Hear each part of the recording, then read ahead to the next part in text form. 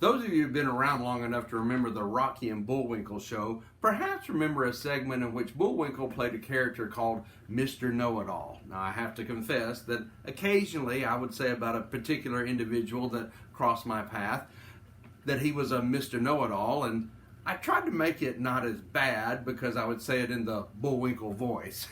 I had a couple of other friends, we'll just call them A and B, in which every now and then when B would show up, friend A would say, well, get ready to learn something because so-and-so showed up.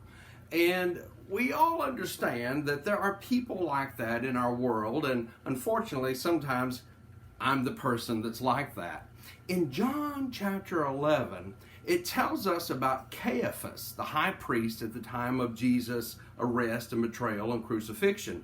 And the Bible says that after Jesus had raised Lazarus from the dead, and the Jewish leadership and aristocracy was all upset about that, and the priesthood was all upset about that, that they begin to kind of concoct this plan out of fear of Jesus' popularity, taking away their popularity, that they would have to do away with Jesus.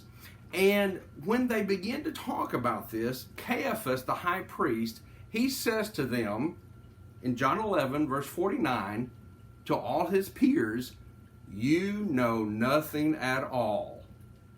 The typical Mr. Know-It-All. The person who has to tear everyone else down around him, who has to show his superiority and all of his knowledge by saying to everybody else, you know nothing at all. Sometimes that might be me that says, or at least thinks that about other people. Ironically, when you continue reading the text, as Caiaphas says, it's expedient for Jesus to die instead of all these other things to happen.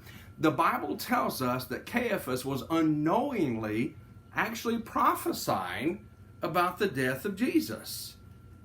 It's kind of ironic in a big way that the only person who really knew nothing at all was the man who told everyone else, you know nothing at all. Caiaphas was the one who didn't know what he was talking about. Don't be that guy.